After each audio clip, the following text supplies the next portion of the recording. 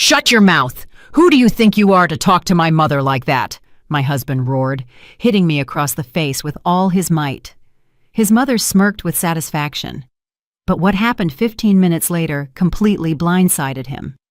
Before we continue, please like this video, subscribe to the channel, and let me know in the comments what you think about situations like this. Thank you.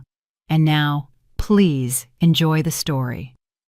The silence in our small two-bedroom apartment in the Chicago suburb of Willow Creek was special, fragile, like thin ice on a puddle in early spring. It was composed of the soft, measured breathing of a tiny nose in the crib, the quiet ticking of the wall clock, and the almost imperceptible hum of the refrigerator. Kira Hayes, a young black woman of 28, sat on the edge of the sofa, afraid to move and break the precious harmony. Her son, Micah, was exactly 6 months old. For the past half-year, her life had been a series of sleepless nights, endless feedings, and one overwhelming feeling of tenderness, so sharp it sometimes made her want to cry. She looked down at her hands. Instead of the perfect manicure she once took pride in, there were short, trimmed nails and dry skin. Her career as a graphic designer felt like a past life, before maternity leave, before Micah. Now, her main project was this small, squishy bundle, smelling of milk and serenity. The bedroom door creaked open quietly. Her husband, Donovan, stood in the doorway. Tall, fit, and in a perfectly pressed shirt, he looked like a visitor from that other world, the world of offices, meetings, and deadlines. "Is he asleep?" he whispered, tiptoeing toward the crib. "Uh-huh," Kira nodded, rising to meet him. "Just rocked him to sleep. He was fussy for a whole hour." Donovan gently kissed his wife's head. He smelled of expensive cologne and coffee. That scent always associated in Kira's mind with reliability, success, and the Donovan she fell in love with 2 years ago at a corporate party. He was a promising department head at a large tech company. She, a humble designer. Their romance had been fast and beautiful. "You look exhausted," he said, looking closely at her face. "Maybe you should go visit your folks this weekend, rest and catch up on sleep. I can handle Micah myself." "Thank you, but not right now," Kira smiled gratefully. "My mother-in-law just arrived to help out." At the mention of his mother, a shadow of relief flickered across Donovan's face. Veronica, his mother, had arrived a week ago from a neighboring state with the firm intention of whipping the young family into shape. She was an energetic, bossy woman, one of those who always knew best. Her help mostly consisted of criticism and uninvited advice. Kira was either burping the baby wrong, or her stew wasn't rich enough, or she wasn't dusting the corners with enough diligence. "Speaking of Mom," Donovan lowered his voice, "she asked me to tell you she's running low on her favorite instant coffee, the kind in the glass jar. Can you pick some up when you go out with the stroller, please?" Kira nodded. Over the past week, she had learned all of her mother-in-law's culinary preferences: a specific brand of tea, only that one yogurt dessert, bread from a particular bakery. Veronica tolerated no compromises. She had entered their lives like the lady of the house, and Kira, worn out by sleepless nights, couldn't find the strength to argue. She just wanted peace and quiet. That evening, as the three of them sat in the kitchen, her mother-in-law put on her favorite record yet again. "I look at you young people, and I'm just baffled," she began, stirring sugar into her cup.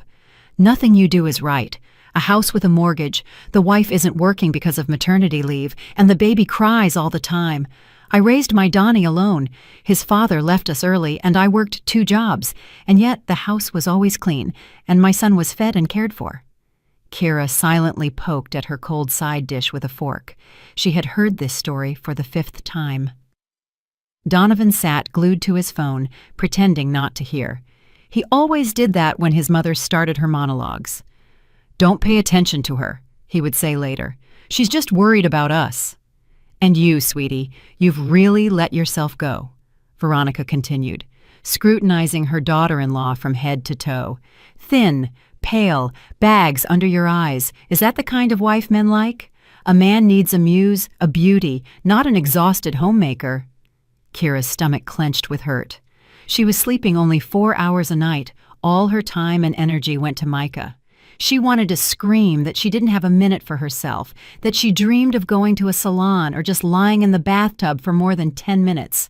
But she stayed silent. Any word she spoke would be seen as talking back, as disrespecting her elders.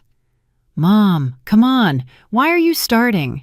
Donovan drawled lazily, without looking up from the screen. "Kira is a new mom. It's normal for her to be tired." "Normal?" Veronica exploded. "When I had you, I was back at work within a week. And she's been home for 6 months and complains about being tired." She stood up from the table, signaling the end of the conversation. Walking past Kira, she paused and patronizingly patted her on the shoulder. "It's all right, girl.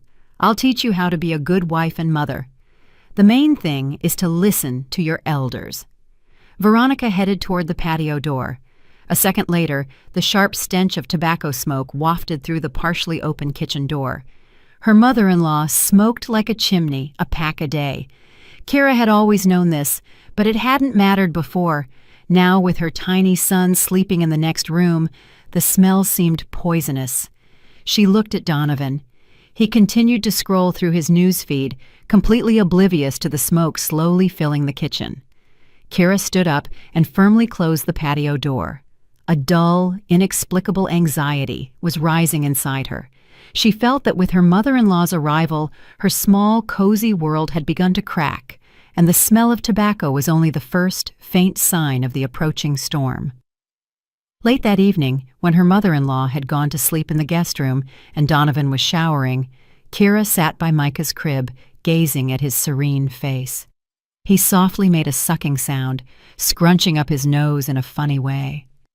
She ran her finger over his silky cheek.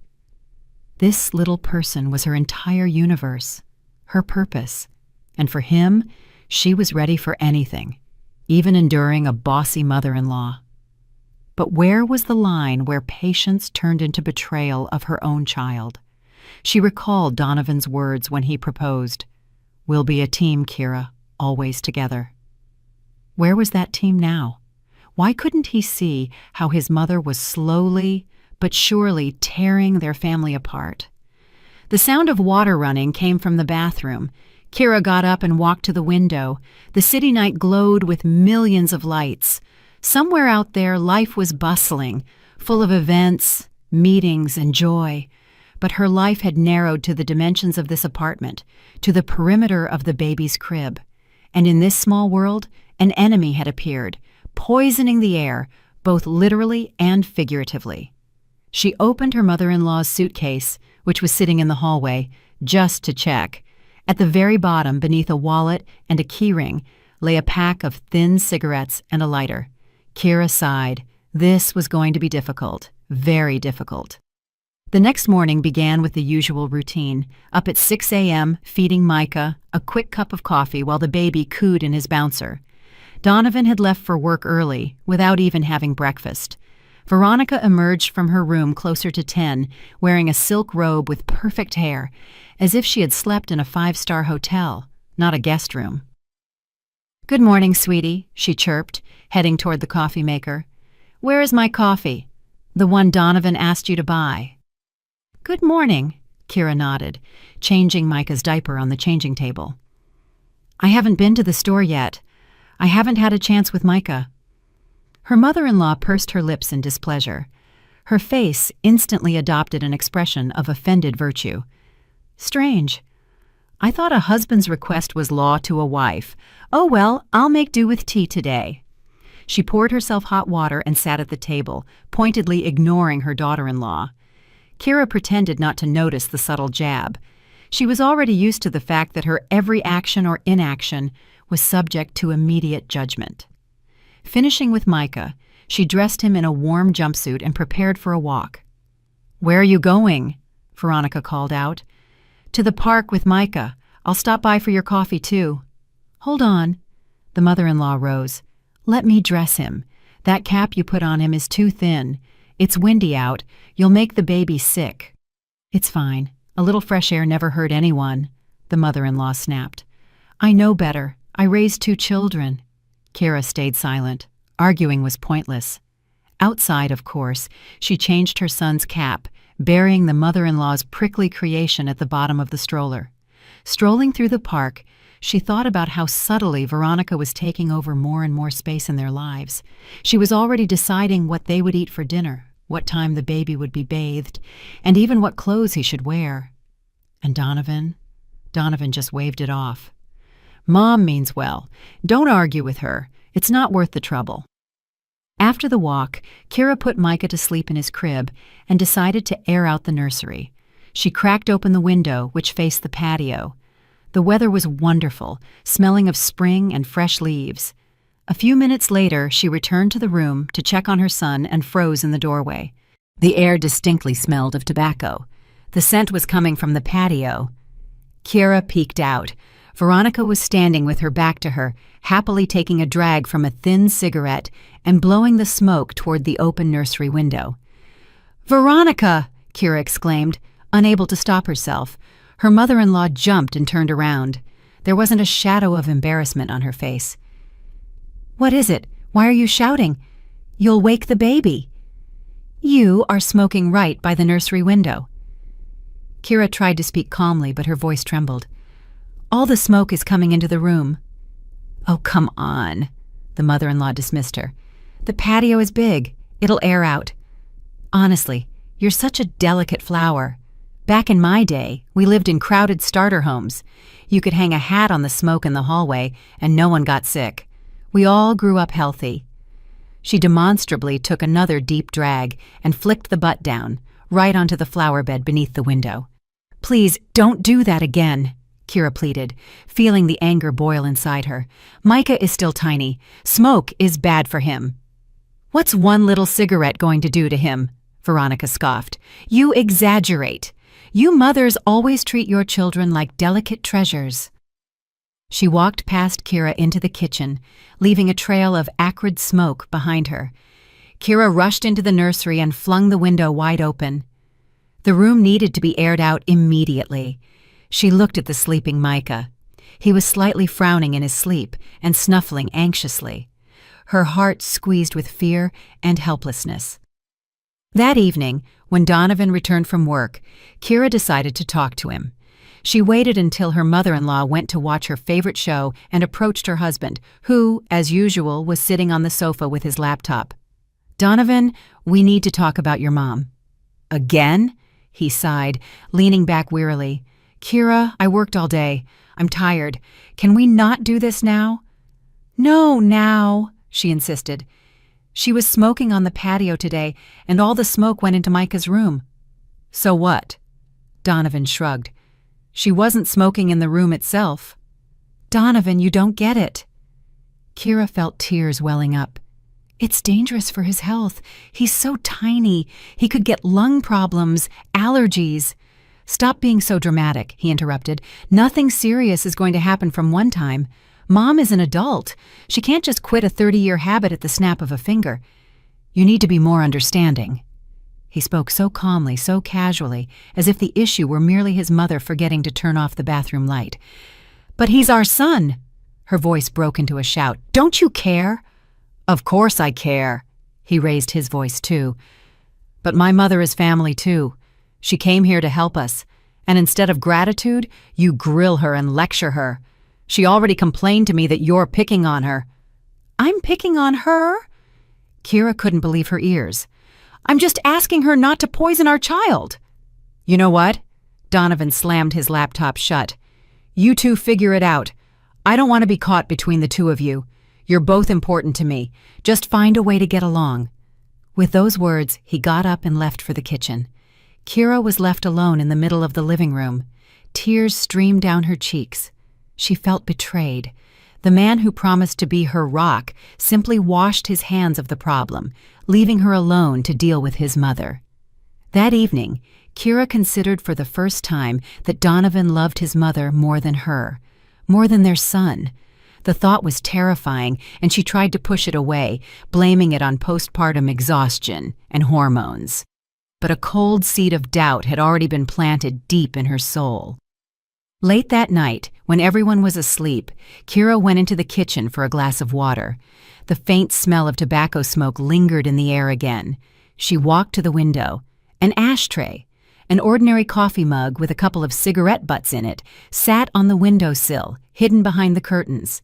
So, Veronica had been smoking right here in the kitchen, with the window cracked open, while they slept. Kira silently emptied the butts into the trash, washed the mug, and put it back. She wouldn't say anything to either of them, but from that moment on, she would be on guard. A war had been declared, albeit a silent one, and in this war, she would fight for her son alone. A week passed, filled with quiet, draining resistance. Veronica continued to smoke in secret, and Kira kept finding traces of her transgressions: cigarette butts under a layer of vegetable peels in the trash, a faint smell of smoke in the bathroom. She stopped making comments, simply airing out the apartment and trying to keep Micah away from her mother-in-law. Donovan, seeing no open conflict, was in a complacent mood. "See?" he'd say. "I told you two would get along. It just took time." Kira offered a strained smile in response. She knew this wasn't peace, but the calm before the storm. Then, the thing she feared most happened. One morning, Micah woke up with a raspy, barking cough. He was struggling to breathe, his little chest heaving with effort. Panic gripped Kira. She immediately called a pediatrician from a private clinic, distrusting the general practitioner who dismissed everything with, "It's nothing serious, it will pass." The pediatrician, a kind older woman named Dr. Olivia Reed, arrived within an hour. She listened to Micah's lungs, examined his throat, and asked Kira questions. "Does anyone in the house smoke?" she asked, her gaze turning stern. "Yes," Kira answered honestly. "My mother-in-law."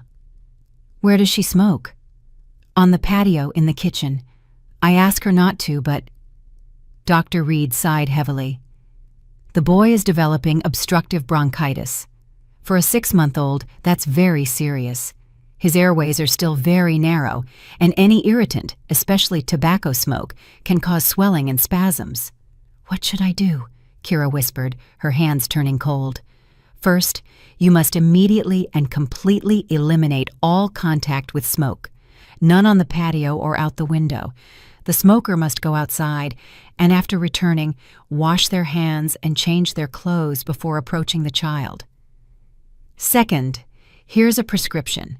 We will start nebulizer treatments. If there is no improvement within 2 days, or if it gets worse, call an ambulance immediately. He will need to go to the hospital." The words hospital and ambulance sounded like a death sentence. When the doctor left, Kira sat over her crying son's crib, feeling a mix of fear, anger, and despair. Her small, defenseless boy was suffering because of an adult woman's selfishness and stubbornness. That evening, a serious confrontation took place. Kira gathered both Donovan and Veronica in the living room. Without emotion, trying to speak as calmly as possible, she repeated the doctor's words. "Therefore, as of today, smoking is completely banned in our apartment. If you need to smoke, Veronica, please go outside." Her mother-in-law listened with a stony face. When Kira finished, she theatrically clutched her hand to her heart. "So you're saying I'm to blame for the baby's illness?" Her voice trembled with offense. "I am only relaying the doctor's words," Kira answered firmly. "Tobacco smoke is a powerful allergen and irritant for an infant." "What nonsense!" Veronica scoffed. "People have smoked all their lives and children grew up healthy. This is all made up by your newfangled doctors just to squeeze more money out of you. Donnie, you remember Uncle Cole, our neighbor? He smoked like a train, and his daughter was the picture of health." Donovan, who had been silent until then, looked over at Kira. "Kira, maybe you shouldn't be so absolute. It's hard for Mom to run outside every time, especially in the evening. Her legs hurt." "Donovan, we're talking about our son's health." Kira felt herself losing control. "Did you hear what the doctor said? Bronchitis, the hospital? No, this stops now. I forbid smoking in this house. I am his mother, and I am responsible for my child." She looked directly into her mother-in-law's eyes. Veronica's gaze was cold and angry. Unconcealed triumph flickered in it. She had gotten what she wanted. She had provoked an open conflict in which Donovan was once again taking her side. "Fine," the mother-in-law said, surprisingly calm as she stood up. "Have it your way, daughter-in-law. Since you're the boss around here, I won't interfere with your healing process." She left for her room, slamming the door loudly. "Well, there you go. Look what you've done," Donovan said with reproach. "You hurt Mom's feelings. Now she'll be upset all night.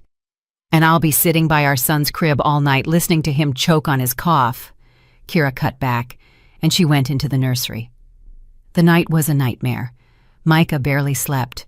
The cough racked his little chest. Every 2 hours, Kira gave him nebulizer treatments, holding him in her arms, trying to comfort him. Donovan slept on the living room sofa to rest before work. A couple of times he peered into the nursery sleepily and asked, "How are you two doing?" Kira had a terrible dream.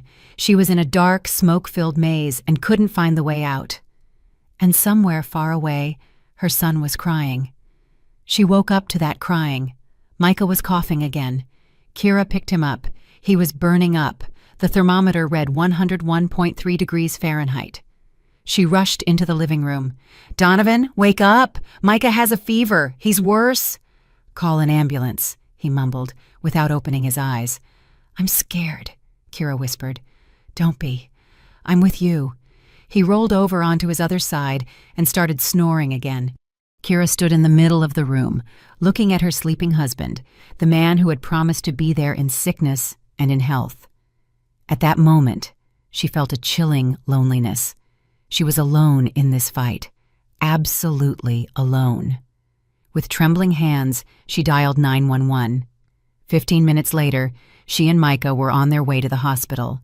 Donovan never woke up, and Veronica didn't even leave her room.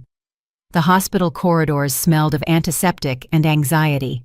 Kira and Micah were admitted to an isolation room in the pediatric unit. The diagnosis was confirmed: acute obstructive bronchitis. The next few days turned into an endless cycle of procedures: shots, IVs, nebulizer treatments. Micah cried from pain and fear, and Kira cried with him, feeling guilty that she hadn't been able to protect him. Donovan visited the next day, looking sheepish. "What did the doctor say?" he asked. "She said that a couple more days of secondhand smoke exposure, and he could have had pneumonia," Kira replied flatly. Donovan paled. "I'm sorry," he said quietly. "I didn't think it was that serious. I talked to Mom. She's really upset. She's crying. She promised she won't smoke in the apartment anymore." "I don't believe her," Kira cut back. "Kira, please, don't be like this. She really regrets it." He tried to hug her, but she pushed him away. "I don't have time for this right now. I need to be with my son." Donovan stood there indecisively for a moment longer, and then left, leaving behind a bitter feeling of disappointment. His apology felt rehearsed, and his concern for his mother seemed far more genuine than his concern for his son. 5 days later, they were discharged. Micah looked better. The cough was almost gone, but he was weak and cranky. Returning home filled Kira with anxiety. She didn't know what to expect.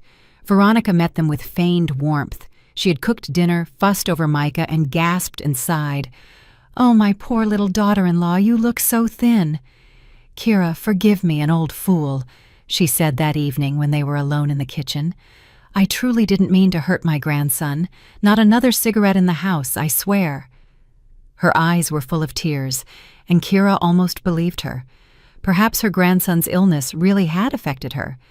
Perhaps she had realized her guilt. The next few days, peace reigned in the house.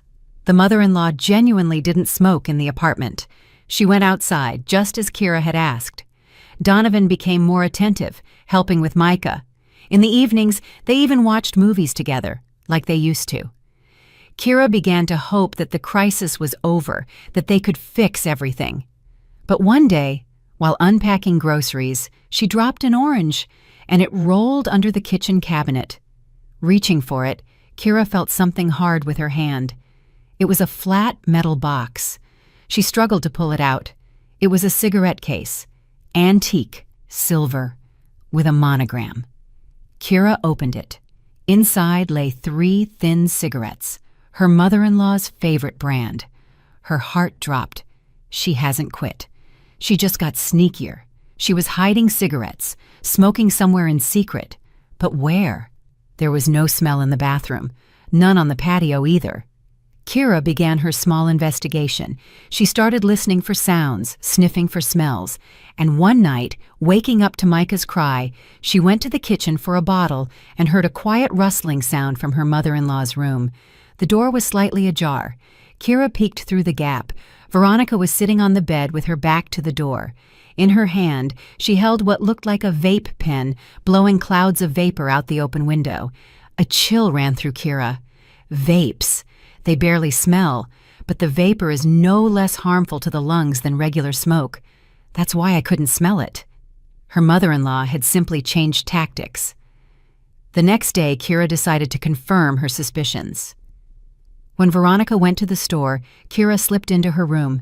She felt awful, rooting through someone else's things, but maternal instinct was stronger. In a dresser drawer, under a stack of linen, she found what she was looking for: a charger and several bottles of e-liquid. The flavors were fruity, cherry, apple. They could easily mask any characteristic tobacco smell. That evening, she tried to talk to Donovan again. "I found a vape pen in your mom's room. She's smoking it in her room at night." "So what?" Donovan didn't even look away from his computer. "Those aren't regular cigarettes. They're harmless." "Who told you that?" Kira was stunned by his naivete. "They have nicotine, propylene glycol, and flavorings. That vapor is just as dangerous for Micah as smoke is." "Oh, Kira, don't start." He waved his hand in irritation. "You're looking for another reason to pick on Mom. She's already walking on eggshells, afraid to say the wrong thing. She promised not to smoke, and she's not smoking regular cigarettes. What more do you want?" "I want no smoking in this house, period," Kira almost screamed. "None. Can you get that through to your mother?" "And can you stop being such a witch?" he snapped back. "I'm tired of your constant complaints." The conversation had reached another dead end. Kira realized that Donovan wasn't just unwilling to help her. He was consciously choosing his mother's side, ignoring the danger to his own son. Her trust in her husband, already undermined by his infidelity, was now dissolving with every passing day. She decided to take a different approach. Since words didn't work, she needed undeniable proof. The next day, she went to an electronics store and bought the smallest covert camera she could find. That evening, while her mother-in-law was taking a bath, Kira quietly set it up in her room, camouflaged within a stack of books on a shelf. Her hands trembled, and her heart pounded with the realization of what she was doing. She was spying on her husband's mother in her own home, but what choice did she have? How else could she prove she was right? How else could she make them understand that she wasn't hysterical, but a mother fighting for her child's health? She felt she was crossing a line, after which there would be no returning to her former life. But her former life was already gone. There was only this quiet, cold war, where all means were justified. The camera footage was a genuine shock to Kira. She expected to see her mother-in-law secretly vaping, but what she saw exceeded her worst fears. Veronica wasn't just smoking. She was living a double life, full of lies and contempt for them. The very first night recording showed the mother-in-law, after waiting for everyone to fall asleep, pulling out of her secret spot not only the vape, but also regular cigarettes. She sat by the open window and chain-smoked, flicking the ashes into the same coffee mug Kira had found earlier. But that was just the beginning. The camera captured her phone conversations with a friend, a certain Zenaida. "Can you believe it, Zena? That hysterical woman has turned this place into a concentration camp?" Veronica complained, taking a drag. "Smoking bothers her, you see. Her baby is so delicate, but the fact that I'm a wreck because of her and my heart is giving out, that's nothing. My Donnie is such a lamb. Whatever that mouse tells him, he does. She's got the boy wrapped around her finger. But don't worry, I'll give her a run for her money. She'll dance to my tune yet." Kira listened to the recording with a sinking heart. A mouse, hysterical. So that's what her mother-in-law really thought of her, and her complaints about her heart were just an act for her son. But the most damning clip was recorded the next day. Veronica was talking on the phone with Donovan. Kira recognized her husband's voice, even though it sounded muffled. "Son, I can't take this anymore," the mother-in-law said in a tearful voice. "Kira is absolutely tormenting me. Today she claimed that my perfume gives Micah an allergy and demanded that I stop wearing it. Can you believe it? I told her they were expensive French perfumes, and she said, 'You smell like an old chest of drawers.'" Kira went cold. She had said nothing of the sort. She hadn't even mentioned the perfume. It was a brazen, monstrous lie. "Mom, don't worry about it," Donovan's voice came from the speaker. "You know she has postpartum depression. That's why she's nitpicking everything." "Postpartum depression?" Veronica sobbed. "It's not depression. It's a mean streak. She simply hates me and is turning you against me. I feel like I'm losing you, son." "Mom, don't cry." Donovan's voice became soft and comforting. "You will never lose me. I'll talk to her tonight. I'll put her in her place." Kira turned off the recording. She was shaking. So this was how it worked. Her mother-in-law was methodically and coldly destroying her reputation in her husband's eyes, inventing non-existent slights, playing the victim, and acting out dramas. And Donovan, her husband, her team, believed her every word. He didn't just believe her, he was ready to put his own wife in her place to appease his mother. The scale of the betrayal was much deeper than she could have imagined. It wasn't just about the cigarettes.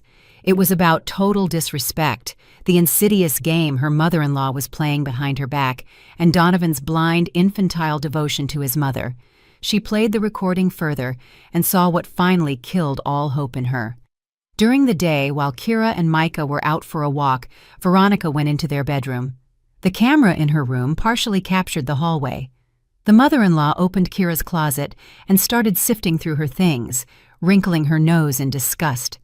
She pulled out a new silk dress that Kira had bought before pregnancy and never worn. She held it up to herself, twirled in front of the mirror, and then threw it on the floor and stepped on it with her heel. Then she took a bottle of Kira's favorite perfume from the vanity, the same one Donovan had given her for their wedding anniversary, and poured half of it down the bathroom sink. Kira watched the screen, unable to breathe. This was not just a petty, spiteful act. It was an act of pure, unadulterated hatred. Why? What did I ever do to her? Why did I deserve this treatment?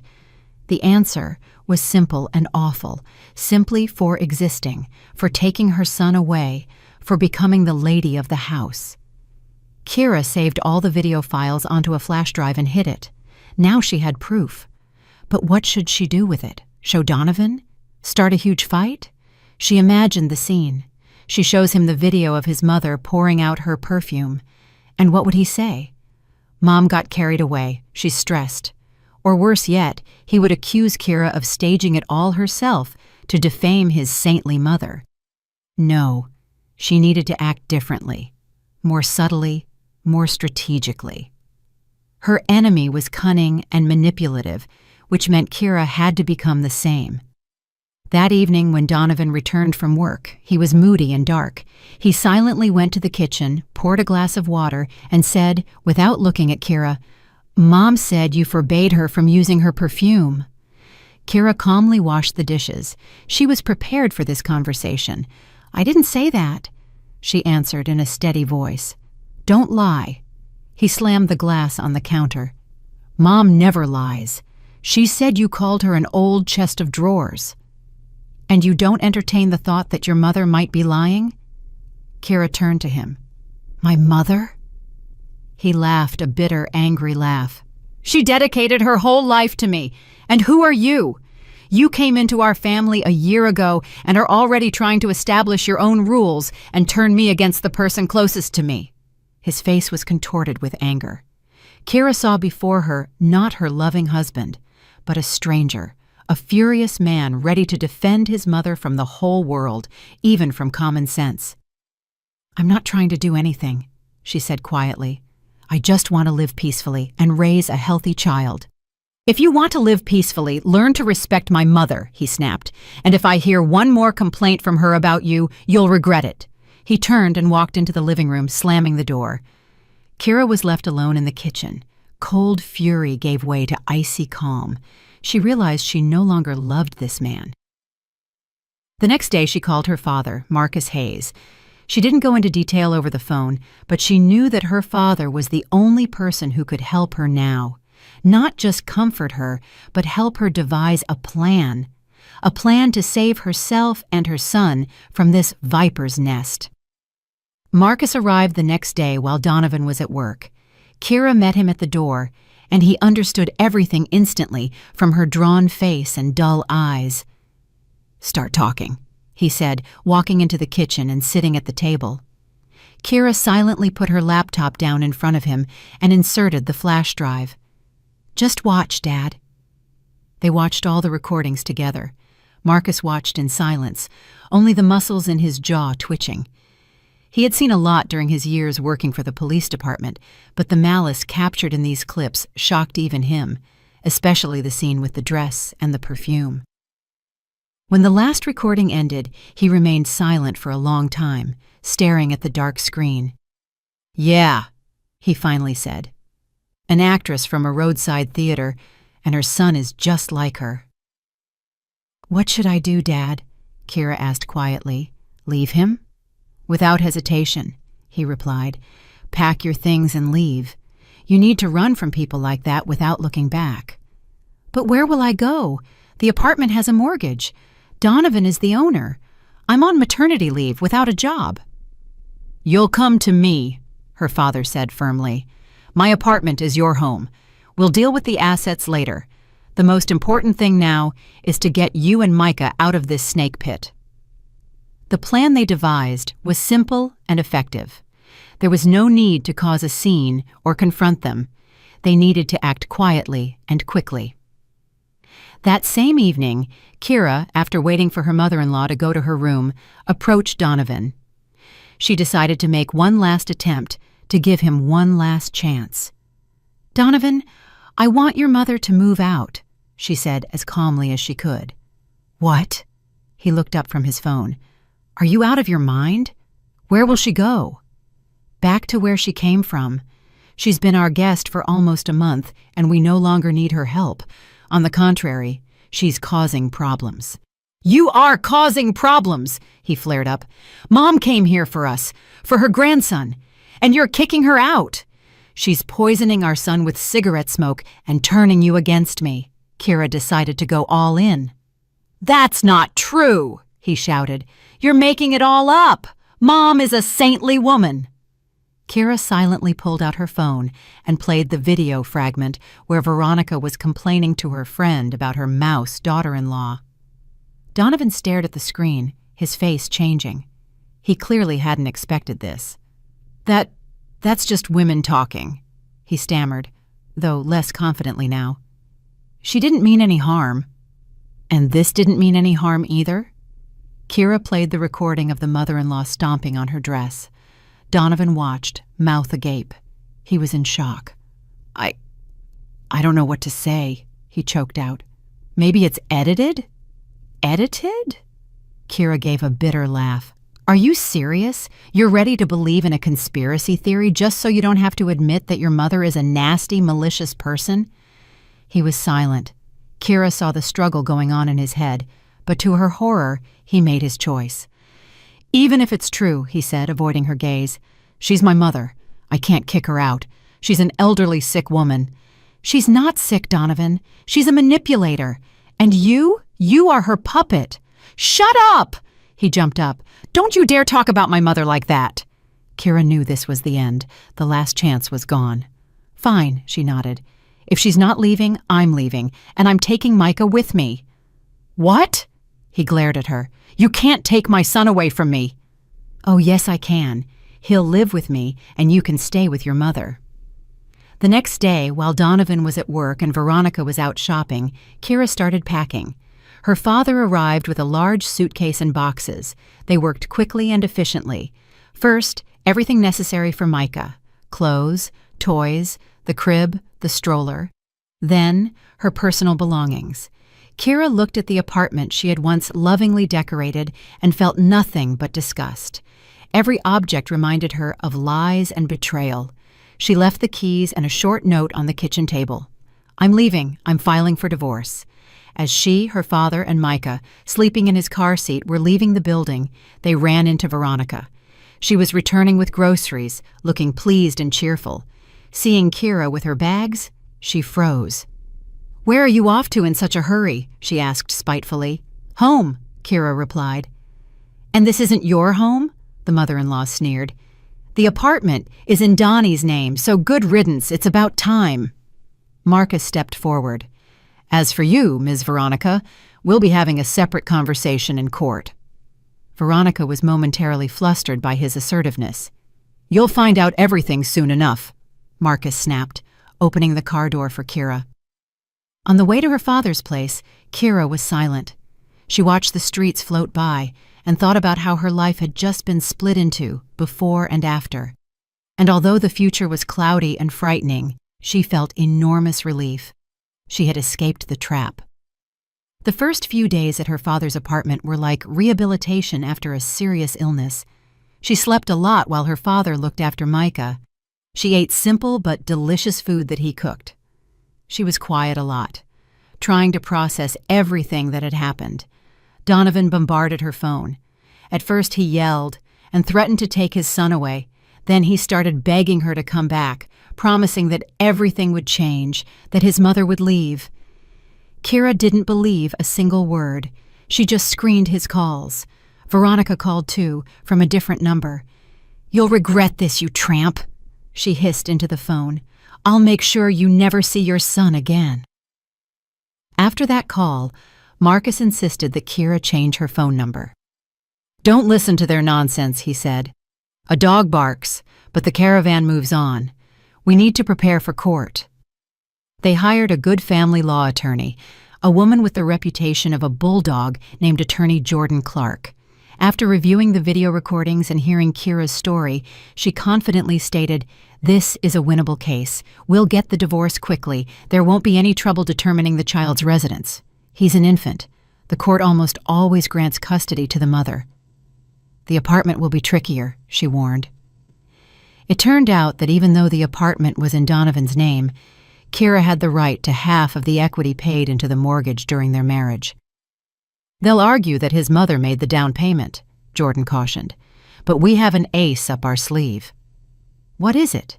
Kira wondered. "Emotional distress and battery. That slap is domestic violence.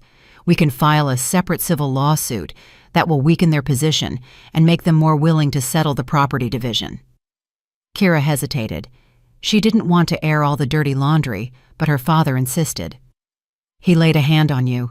That is a crime. He has to face the consequences." And Kira agreed. She realized this wasn't about revenge. It was about protecting herself and showing that she was no longer a victim. She would never allow anyone to treat her like that again. The litigation began. Just as Jordan Clark predicted, Donovan's side was aggressive. His attorney, a slick man in an expensive suit, tried to portray Kira as an unbalanced, vengeful woman who had provoked the conflict herself and was now trying to fleece his client. Veronica, called as a witness, put on a theatrical performance in the hearings. She cried, clutched her heart, and told the court how her daughter-in-law had humiliated and insulted her. "She called me an old hag," she sobbed, wiping her eyes with a handkerchief. "She forbade me from seeing my grandson." Kira sat next to her attorney, listening to the lies with strange composure. After what she had seen in the videos, nothing could surprise her anymore. Donovan behaved differently in court. He didn't yell or accuse. He sat looking like a beaten dog, casting pleading glances at Kira. He tried to elicit pity, guilt, but Kira was resolute. She looked right through him, remembering his shout and the hand raised to strike her. Parallel to the divorce and property division, the battery case was proceeding. Kira had undergone a medical examination immediately after leaving her husband. The bruise on her cheek had been documented. Donovan faced a fine and administrative arrest. This made him noticeably nervous. The pressure from the Hayeses increased. They started an information war. Veronica called all their mutual acquaintances, telling her version of events. She described Kira as an ungrateful shrew who had married for money and was now trying to leave her son with nothing. Some people believed her. A few of Kira's friends from Donovan's company cut ties with her. She was hurt, but not broken. She knew her real friends stayed with her. She also started feeling pressure from the client on that one freelance project she was trying to finish. He urgently demanded revisions, threatening penalties. Kira was torn between court dates, caring for Micah, and work. Sometimes she felt her strength was running out. One of those evenings, after putting her son down, she was sitting in her father's kitchen, staring into space. "Tired?" Marcus asked quietly, sitting across from her. "Very," she admitted. "Sometimes I just want to give up and agree to their terms." "Never," her father said firmly. "Do you hear me? Never give up. That's exactly what they want. They want to wear you down, to make you throw in the towel. But you are stronger than them, Kira. You will get through this." His certainty was contagious. She drank a hot cup of tea and returned to work. She would prove to all of them that she wasn't broken. A week after the latest court hearing, Donovan cornered her outside her father's building. "Kira, we need to talk," he said, blocking her path. "We have nothing to talk about." She tried to walk around him. "Listen." He grabbed her arm. "Withdraw the battery complaint, please. I'll have problems at work if I have a conviction." "You should have thought of that sooner," Kira answered coldly, pulling her arm away. "I'll make it up to you," he said quickly. "I'll give you the whole apartment.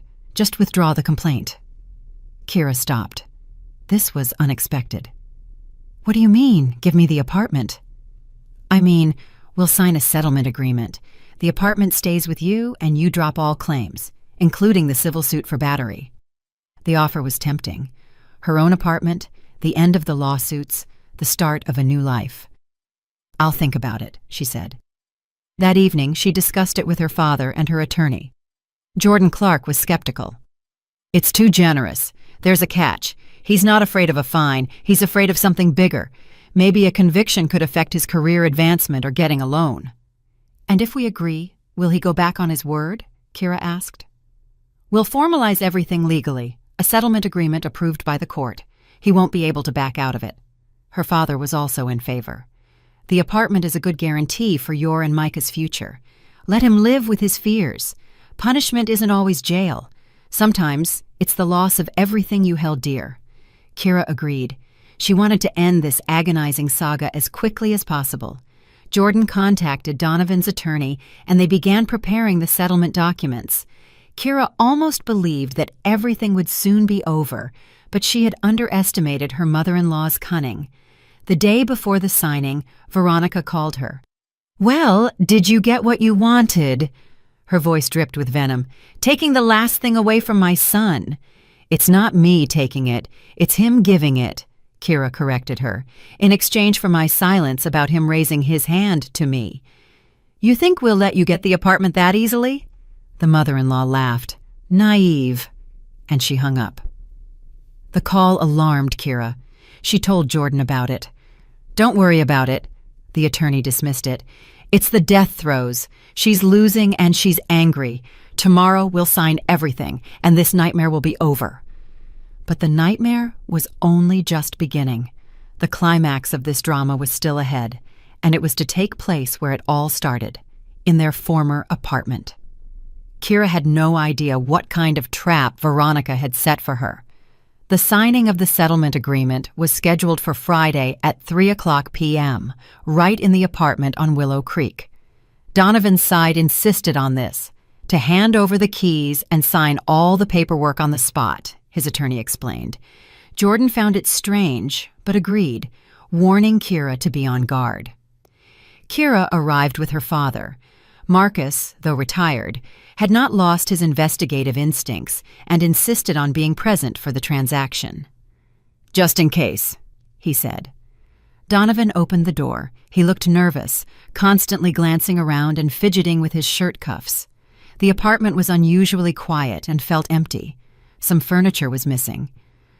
"Come in," he mumbled, letting them into the living room. His attorney and Veronica were already in the room. The mother-in-law sat bolt upright in an armchair, watching Kira with unconcealed hatred. "Where is Jordan Clark?" Marcus asked, looking around. "She's running late," Donovan's attorney replied. "Stuck in traffic. But we can start without her. It's a simple formality." Kira's father frowned. "No, we'll wait." A tense silence fell. Veronica deliberately pulled a cigarette and a lighter from her purse. "Do you mind?" she asked in an icy tone, looking straight at Kira. "Nerves are shot." "I do mind," Kira answered calmly. "You know perfectly well I can't stand smoke." "Oh, forgive me," the mother-in-law feigned remorse. "I completely forgot about your delicate constitution." She didn't put the cigarette away, continuing to twist it in her fingers. At that moment, Marcus's phone rang. "Excuse me," he said, stepping into the hallway. "Just a minute." As soon as the door closed behind him, the atmosphere in the room instantly changed. "Well, you witch, are you happy?" Veronica hissed, rising from the armchair. "You ruined the family. You left my son homeless." "That was his choice," Kira countered. "His choice?" Donovan interjected. His voice was shaking with anger. "You set this whole thing up. You wanted a divorce from the start. You wanted to steal the apartment. I know it." "Calm down, son," Veronica put a hand on his shoulder. "Don't waste your nerves on her. She won't get what she wants anyway." She looked back at Kira, and a malicious spark flashed in her eyes. "Did you think you were so clever? Did you think we'd just hand over the apartment?" She took a step toward Kira, who involuntarily backed away. "What are you planning?" she asked, feeling a wave of icy fear rise in her throat. Instead of answering, Veronica walked to the china cabinet where their wedding photos used to sit and pulled out a small jewelry box. "Do you know what this is?" she asked, opening it. Inside, on a velvet cushion, lay several gold pieces: rings, earrings, a necklace. "Those are my jewels," Kira said, surprised. "I thought they were lost in the move." "They weren't lost," the mother-in-law smirked. "They were waiting for their moment." With those words, she walked to the window, flung it open, and shouted, "Help! I'm being robbed!" and threw the jewelry box into the street. Kira froze in bewilderment, not understanding what was happening. Below, the sound of breaking glass could be heard. There was a neighbor's small greenhouse beneath the window. "What are you doing?" was all Kira could whisper. "Mom, what is this?" Donovan shouted, rushing to the window, but it was too late. The apartment door burst open, and 2 police officers appeared on the threshold. Marcus stood behind them, his face impassive. "Did someone call the police here?" one of them asked sternly. "Yes, I called!" Veronica immediately cried out, pointing a finger at Kira. "There she is. This woman broke into our apartment, threatened me, and stole my jewelry, then threw it out the window to hide the evidence." The police officers looked at Kira. She stood in the middle of the room, pale as a sheet, unable to utter a single word. It was an absurd, nightmarish spectacle. "Ma'am, come with us," the second officer said, walking toward her. "Wait," Marcus intervened. "This is a mistake. This is my daughter, and this is her apartment." "Her apartment?" Veronica burst into hysterical laughter. "She is no one here! Ask my son, Donnie, tell them!" All eyes turned to Donovan. He stood by the window, white as a wall, looking back and forth between his mother and Kira. This was the moment of truth, the moment when he had to make a choice. "Donovan," Kira called softly. He looked up at her, and his eyes were empty. I don't know," he mumbled. "Mom was shouting. She came in. She started demanding something." He didn't defend her. He didn't even try to tell the truth. He was just afraid and betrayed her again. "I see," Marcus said. His voice was calm, but steel rang in it. "All right, daughter, don't worry." He turned to the officers. "Officers, I am Marcus Hayes, Lieutenant Colonel, retired, 25 years in the Detective Bureau, and I state that a crime is being committed here, specifically filing a false police report and attempted fraud." Veronica faltered for a moment, but immediately recovered. Don't listen to him, she screamed. He's her father. He's covering for her. You'll see about that. Marcus pulled out his phone. You know, I'm an old detective, and I make a habit of recording everything, especially when I meet with people like this. He pressed a button, and the room was filled with Veronica's voice, the same voice Kira had heard just a minute ago. Well, you witch. Are you happy? You ruined the family. Did you think we'd just hand over the apartment? The recording continued, capturing every word, every threat, including her own scream. Help! I'm being robbed! The color drained from her mother-in-law's face. Her confidence, her anger, all vanished. Only fear remained. Donovan collapsed onto the sofa, clutching his head in his hands. The police officers exchanged glances. All right, ma'am, the older officer said, walking up to Veronica. It seems we'll have to take you with us now. But that wasn't the end. The main blow was still to come. Just as the officer took Veronica by the arm, Kira, who had been silent until then, suddenly stepped forward. She looked at her now definitely ex-husband. And now, Donovan, here's the interesting part, she said quietly, but loud enough for everyone to hear. Remember how you screamed at me? Shut your mouth. Who do you think you are to talk to my mother like that?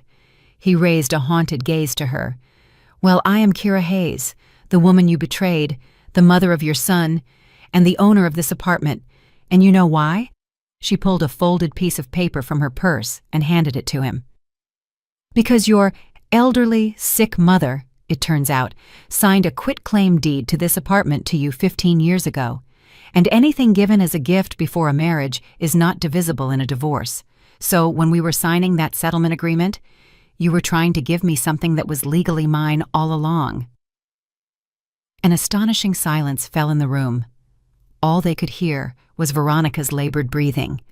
Donovan looked at the document Kira was holding out, and his face became a mask of horror. He slowly took the paper. It was a recent title search report obtained by Jordan Clark just yesterday. It clearly stated that Donovan became the sole owner of the apartment long before their marriage. How? How did you find out? He whispered. Good attorney, Kira shrugged. She decided to check the title before signing the settlement, and what a surprise she found. It turns out both of you were trying to cheat me, you by offering me my own share of the apartment in exchange for silence, and you, Veronica. Veronica made a strange gurgling sound and began to sink to the floor. Mom! Donovan screamed, catching her. The police officers, who had been watching the scene with professional interest, scrambled into action. Sir, call an ambulance! Marcus was already dialing the number. Kira stood in the middle of the chaos, feeling a strange, icy emptiness. There was no triumph, only bitterness. She looked at her mother-in-law's limp body, at Donovan's bewildered face, at the bustling officers, and understood that she had just definitively destroyed her family. Yes, she was right. Yes, she had protected herself. But at what cost?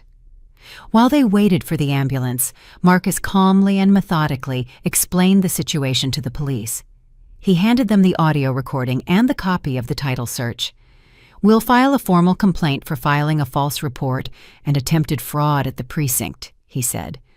Veronica, who had come to, but continued to groan and complain about her heart, was loaded onto a stretcher by the paramedics.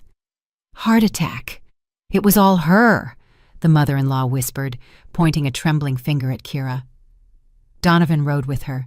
Before leaving, he shot Kira a look full of such hatred that it scared her. It was the look of a man who had lost everything. When they left and the apartment fell silent again, Kira sank into an armchair and covered her face with her hands. All the tension of the last weeks, all the fear, all the pain burst out. She sobbed, shaking uncontrollably. Her father sat beside her, wrapping his arm around her shoulders. Quiet now, baby girl. It's over. You did good. You were strong. I'm not strong, Dad, she whimpered. I feel empty. I destroyed everything. You didn't destroy anything, he said firmly. You just held up a mirror to them, and they didn't like what they saw in it. They destroyed everything themselves with their lies and malice. They sat in silence for a long time. Kira gradually calmed down. Her father brewed some strong tea. "What about the apartment?" she asked, sipping the hot drink. "Since it was his, I have no right to it, do I?" "Not exactly," Marcus replied. "Since you were married and significant improvements were made during the marriage, the renovations, for example, that increased its value, you can claim compensation for half of those investments.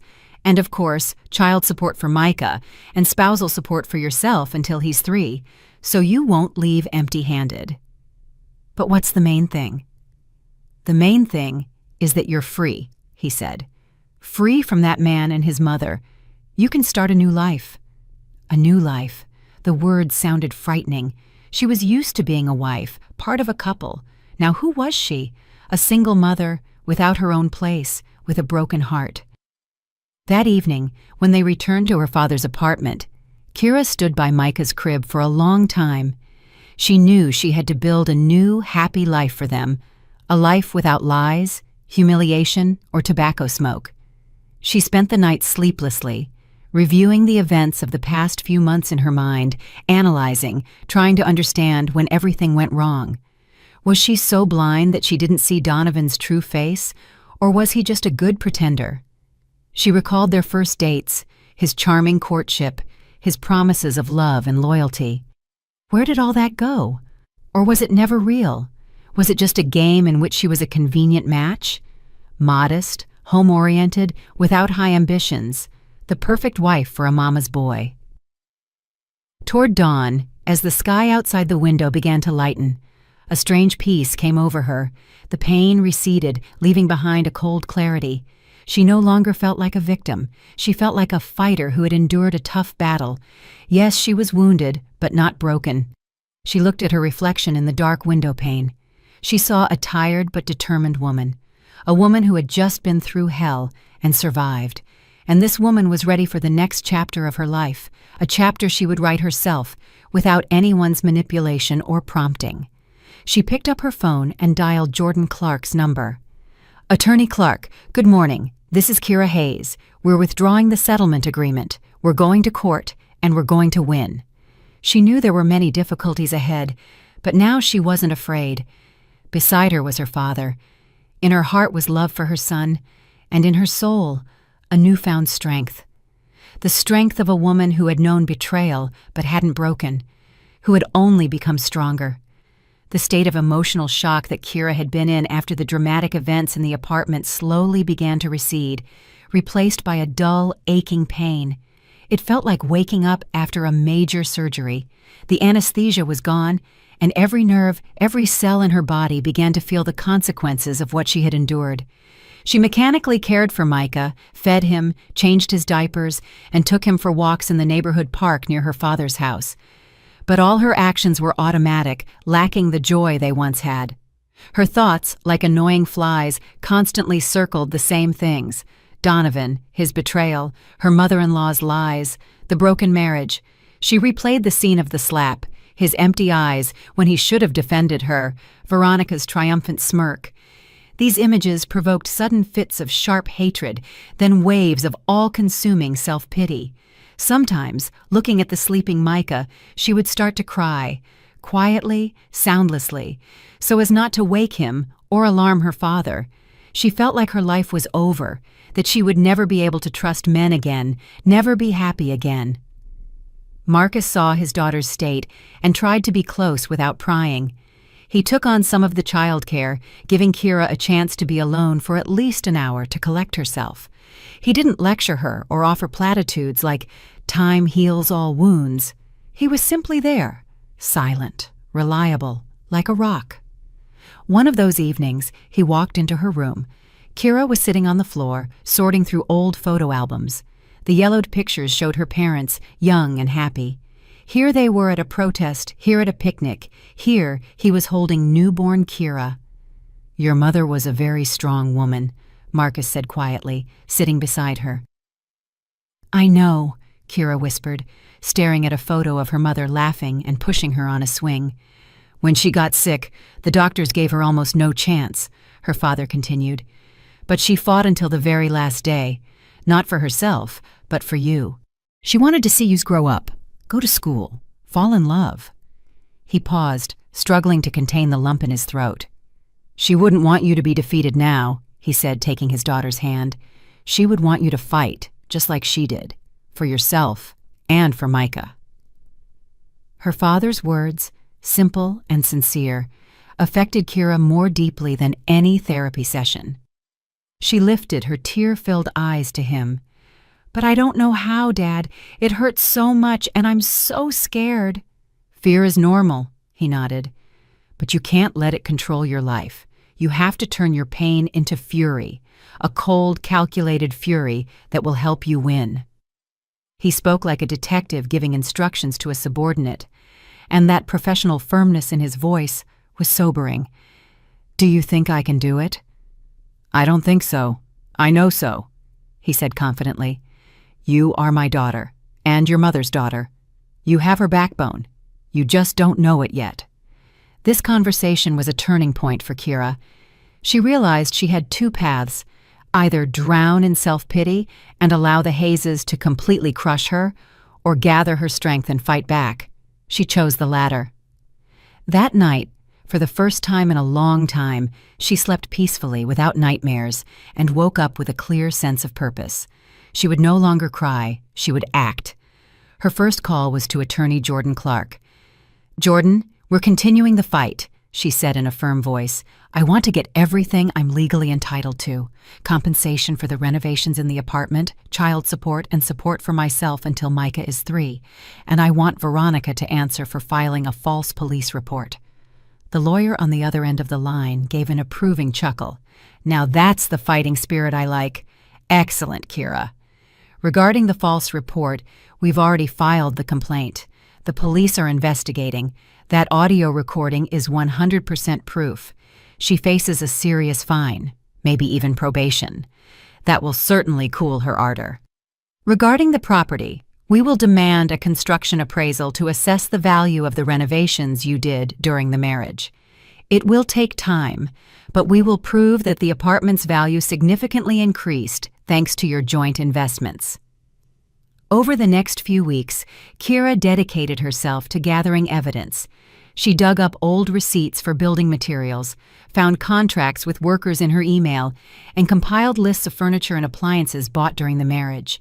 This meticulous work distracted her from gloomy thoughts and gave her a sense of control over the situation. She also resumed work on her freelance project. The client, surprisingly, met her halfway when she honestly explained the situation and asked for an extension. Finishing the project gave her not only a fee, but also confidence in her own abilities. She could work, she could earn money, she could provide for herself and her son. She wasn't the helpless victim that Donovan and his mother wanted to see. One day, while walking Micah in the park, she ran into her old college friend, Nia, whom she hadn't seen in almost a year. Kira, hey! Nia rushed to hug her. Long time no see. And who is this little one? They sat down on a bench, and Kira, without even expecting it, told her everything. Nia listened without interrupting, her cheerful face growing more serious. That jerk, she said without malice when Kira finished. And his mother is a witch. Listen, have you ever thought about... Nia suddenly fell silent, squinting mischievously. About what?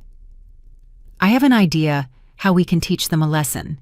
Not legally, but in a way that's personal so they won't forget it. Nia's idea was bold and a little mischievous, but Kira liked it. There was something about it that answered her new mindset, her desire not just to defend herself, but to strike back, a blow that would make them feel at least a fraction of the pain and humiliation she had endured.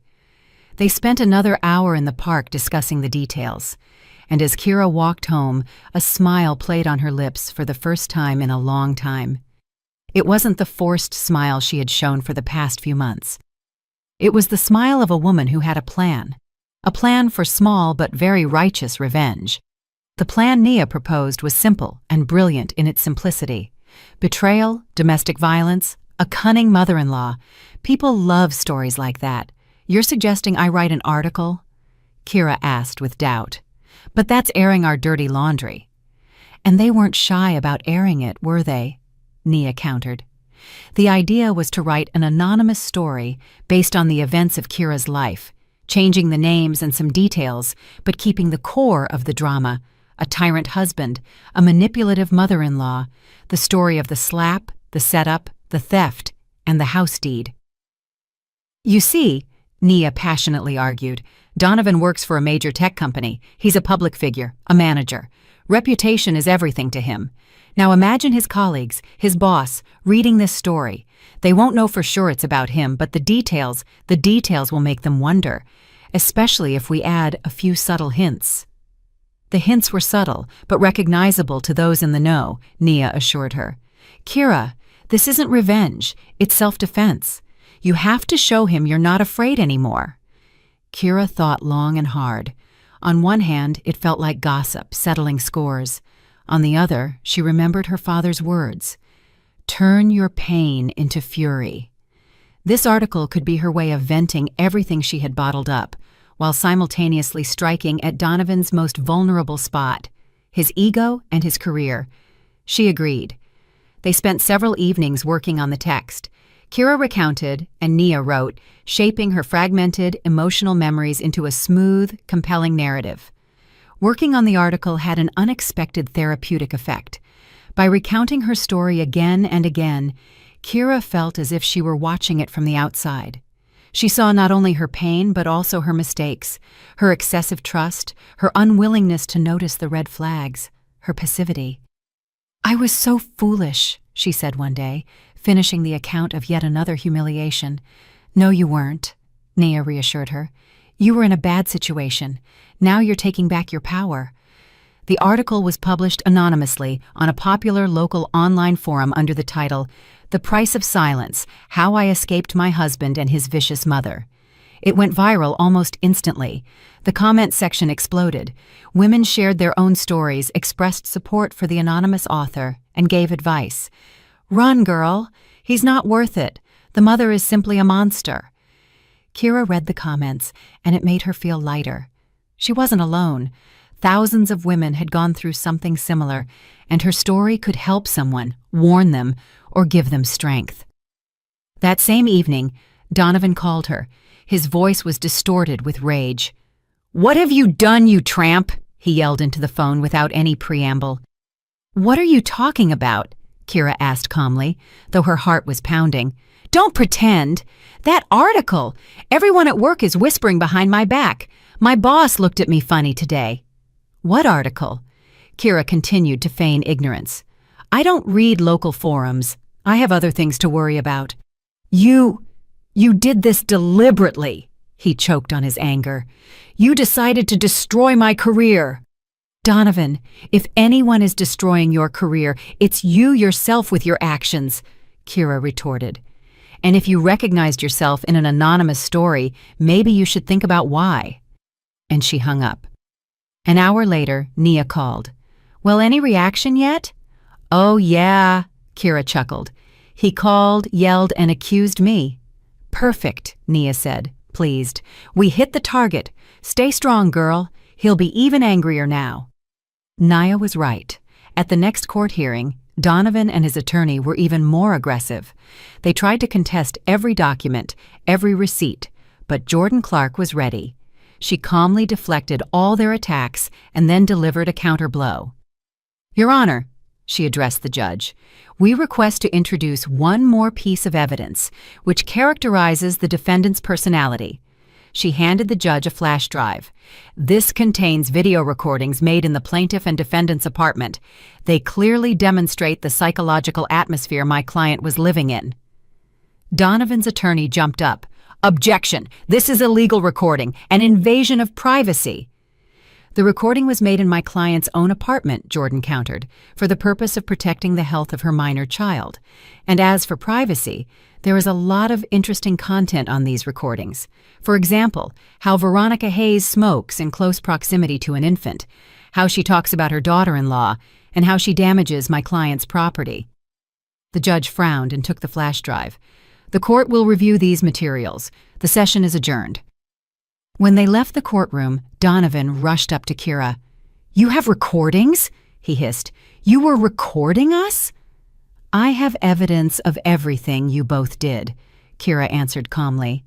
You'll regret this, he muttered, and quickly left, catching up with his mother, who looked terrified. A few days later, Donovan called again. His tone was completely different, tired and defeated. Kira, let's just end this. What does that mean? I agree to your terms. Compensation, child support, everything you want. Just take those recordings out of play. Don't let them be used. If my boss sees them... And why should I believe you? Kira asked. Because I'm tired, he answered honestly. I'm tired of this war. Mom nags me every day. There are problems at work. Now these recordings, too. Kira was silent. She felt no malice, only fatigue and a slight distaste. I'll talk to my attorney, she finally said. Jordan Clark was against it. We shouldn't back down. We need to squeeze them. I don't want to prove anything anymore, Kira replied. I just want to live. If he's ready to sign an agreement on our terms, let's do it. I want to turn this page as soon as possible. They drafted a settlement agreement. It included all the points: the amount of compensation for her share of the apartment, the exact amount Jordan had originally calculated, the amount of child support for Micah and spousal support for Kira, and a schedule for Donovan's visitation with his son, and, as a separate clause, Donovan's obligation not to obstruct the sale of the apartment and to pay the compensation within 1 month after the sale. Donovan signed everything without looking. It seemed he was ready to do anything to keep those video recordings from seeing the light of day. The signing of the final agreement and its approval in court went surprisingly smoothly. Donovan was silent and sullen. Veronica did not appear at the hearing, citing poor health. When the judge announced that the marriage was dissolved and the agreement approved, Kira felt an enormous weight lift from her shoulders. It was over. She left the courthouse on shaky legs. A light autumn rain was falling outside. Congratulations, Jordan said, shaking her hand. That was not an easy victory. Thank you truly, Kira said sincerely. I couldn't have done it without you. She was about to head to the bus stop when Donovan caught up with her. Kira, wait! She turned around. He stood in the rain without an umbrella, and his expensive coat was already soaked at the shoulders. I wanted to give you this. He held out the keys to the apartment on Willow Creek. Why? She didn't understand. I won't live there anyway. The apartment is going to be sold. I know, he nodded. But until it's sold, you can live there. Your father's place is probably cramped. And take your things. A lot of your stuff is still there. He spoke quietly, not looking her in the eye. Where will you live? I'm moving back in with my mother. He gave a crooked smile. She'll be happy. Kira took the keys. She felt strangely sorry for him in that moment. The once confident, successful man now looked lost and pathetic. Goodbye, Donovan, she said. Goodbye, he replied, and walked away, hunched against the rain. The next day, Kira and her father arrived at her former apartment. In the few months she hadn't been there, the place had turned into something resembling a bachelor's den. Dirty dishes were piled up in the sink, clothes lay scattered on the floor, and a sour smell of stale food hung in the air. Well, Marcus drawled, looking around. The music didn't play for long. Without a woman's touch, everything here quickly fell apart. They began sorting through the items. Kira methodically packed her clothes, books, and dishes into boxes. Each item brought a wave of memories. This cup, which they used to drink tea from in the evenings, this blanket, under which they watched movies, and this frame with their wedding photo pushed into the back corner of a shelf. She took out the photo. Happy, smiling faces. It seemed like another life. She removed the picture from the frame and tore it into tiny pieces. The past needed to be let go. In Donovan's closet, on a shelf, she stumbled upon a familiar flat box. Veronica's silver cigarette case. It was empty. Apparently her mother-in-law had forgotten it in her haste. Kira turned it over in her hands and tossed it into the box of trash. She no longer needed clues or reminders. That evening, when almost everything was packed, there was a knock at the door. Kira opened it. Veronica stood on the threshold. She looked terrible, pale, thinner, with dark circles under her eyes. "Can I come in?" she asked quietly. "Why?" Kira asked guardedly. I wanted to talk." Kira hesitated but let her in. Marcus, who had come out of the room at the sound, silently stood in the doorway, ready to intervene at any moment. "I came to apologize," Veronica said, not looking at Kira. "I was wrong about everything." It was so unexpected that Kira was taken aback. I don't know what to say." "You don't have to say anything." The mother-in-law raised her eyes, and Kira saw tears in them. "Just listen. I was always afraid of being alone. My husband died when Donnie was only 10. I poured everything into him my whole life. And when he married you, I got scared that he would forget me, that I would become unnecessary to him. And I started doing foolish things. I was jealous, I nitpicked, I tried to prove that I was more important. You almost—" She stopped at the door and turned back. "And the cigarette case? It was my father's, the only memory of my dad. If you find it, please return it." Kira silently took the silver box from the trash box and handed it to her. A month later, the apartment was sold. Kira received her share, almost $150,000. It was enough to buy a small but cozy one-bedroom condo in a new development near a park. She renovated it and furnished it to her taste. It was bright. Donovan paid child support diligently and saw Micah on weekends. Their communication was cool but polite. He never moved out of his mother's apartment. Acquaintances reported that he often drank and changed jobs. His career at the tech company had gone downhill after the scandalous article. He became irritable and withdrawn. Kira felt no hatred toward him, only sadness that everything could have been different if he had only found the strength to grow up and separate from his mother. But he made his choice, and she made hers. 2 years passed. The spring sun flooded the spacious kitchen and living room of Kira's new condo with light. Her life had changed beyond recognition in those 2 years. She had gone from a crushed, insecure woman to a successful, independent mother who stood firmly on her own 2 feet. After the divorce, she didn't return to the office. She continued to freelance, and her talent as a graphic designer was finally appreciated. Word of mouth worked better than any advertisement. She gained major clients, a stable income, and, most importantly, the opportunity to work from home and spend maximum time with her son. She read a lot, started yoga, and began learning Italian. She was discovering a new world where she was the main character, not a supporting role in someone else's drama.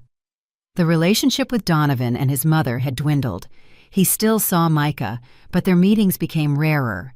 He often canceled at the last minute, citing being busy or feeling unwell. Kira didn't insist. She saw that the visits didn't bring her son joy. Donovan was distant with him. He didn't know what to talk about or what to do. Veronica no longer tried to contact her. Kira heard from mutual acquaintances that she had declined significantly, was sick, and rarely left the house. Her plan to control her son's life had failed, and it had broken her. Kira felt no malicious joy, only quiet sorrow that one destructive passion, the thirst for power over another person, could poison the lives of both herself and those around her. A new person had entered her life. His name was Julian. He was an architect, a divorced father of a charming 5-year-old daughter named Chloe. They met by chance in the park when their children were fighting over a swing. They started talking, then met again and again. Julian was Donovan's complete opposite, calm, reliable, and attentive. He didn't speak beautiful words, but his actions spoke for themselves. He would drive across town late at night to fix her leaky faucet. He listened to her work stories with genuine interest. He adored Micah and treated him like his own son. Marcus, who was initially wary of all men, gave his approval after meeting Julian. Good man, genuine, you can count on him. Today, they were expecting Julian and his daughter Chloe as guests. Kira had baked her signature pie, the same one she had once tried to make for Donovan, but he had always found flaws in it. Julian, however, was crazy about it. The doorbell rang. Micah rushed into the hallway with a joyful shout of, "Uncle Julian!" Kira followed him. Julian stood on the threshold with a huge bouquet of daisies, her favorite flowers, and a large box. Chloe shyly hid behind his back. "Hello, beautiful women," Julian smiled, handing Kira the flowers. "These are for you." He came in, scooped Micah into his arms, and spun him around the room. The boy laughed uncontrollably. Kira watched them, and her heart filled with quiet, warm happiness, the very happiness she had only dreamed of. A happiness built not on passion and beautiful promises, but on respect, care, and trust. They sat at the table, drinking tea and eating pie. The children played in the next room. Julian talked about his new project. Kira, about a funny incident with a client. Everything was so simple, so natural, so right. "You know," Julian said, taking her hand, "I thank fate every day for that swing in the park." "Me too," Kira smiled.